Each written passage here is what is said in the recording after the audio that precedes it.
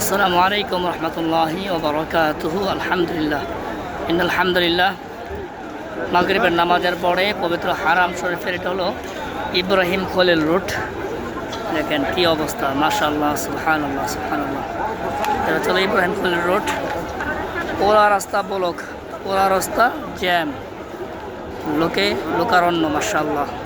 ধর্মপ্রাণ মুসলমানদের আগমন অনেক ব্যাপক, মাশাআল্লাহ মাশাআল্লাহ।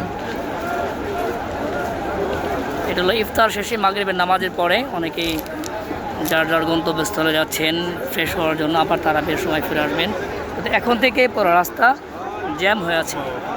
আমিও চেষ্টা করতেছি ভিতরে যাবার জন্য হারামের, কিন্তু যাইতে পারতেছি না জ্যাম হওয়ার কারণে। সেই জন্য আমি এখানে থেমে গেলাম, একটু আপনাদেরকে ভিডিওর মাধ্যমে দেখার চেষ্টা করছি। এটা হলো কবুতর চত্বর, যারা চেনেন কবুতর চত্বর এটা, মাশাআল্লাহ সুবহানাল্লাহ।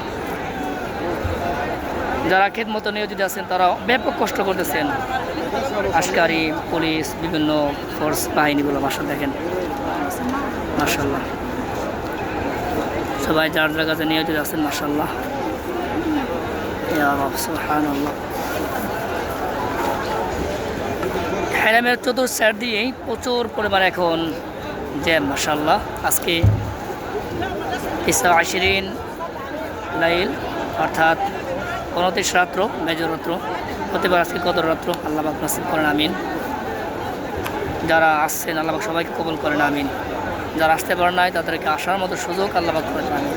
এরকম যাইতে যাইতে মিস করে সেই কুবরি পর্যন্ত পুরোটাই জ্যাম।